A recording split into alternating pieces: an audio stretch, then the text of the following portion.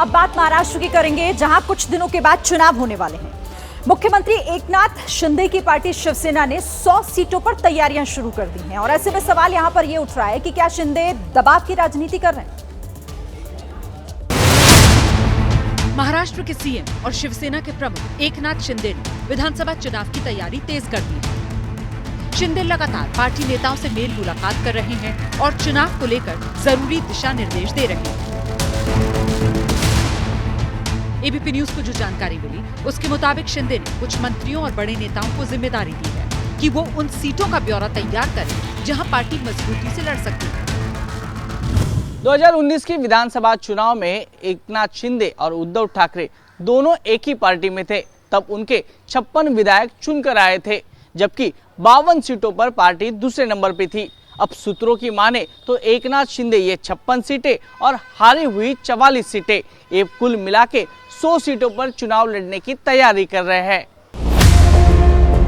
अभी महाराष्ट्र एनडीए में 3 पार्टियां हैं। सबसे बड़ी पार्टी बीजेपी, शिंदे की शिवसेना और अजीत पवार की एनसीपी सहयोगी है। इसमें कोई शक नहीं कि बीजेपी सबसे ज्यादा सीटों पर चुनाव लड़ेगी, लेकिन जिस तरह से शिवसेना ने 100 सीटों पर तैयारी शुरू कर दी है, उसके बाद ये चर्चा तेज है कि एनसीपी को क्या मिलेगा। मुख्यमंत्री एकनाथ शिंदे साहब, देवेंद्र फडणवीस और अजीत दादा मिलकर ये तय करेंगे कौन से पार्टी को कितनी सीट दी जा रही है। हम मजबूती से ये महायुति की लड़ाई लड़ेंगे, साथ में लड़ेंगे।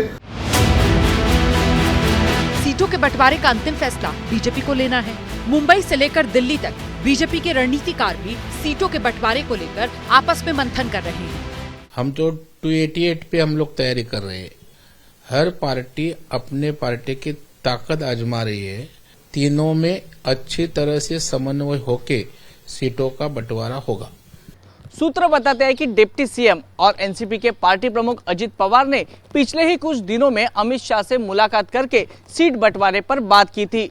माना जा रहा है कि भाजपा 150 सीटों पर चुनाव लड़ने की तैयारी कर रहे हैं, तो ऐसे में बचे 138 सीटों में शिवसेना और एनसीपी में बंटवारा होने वाला है।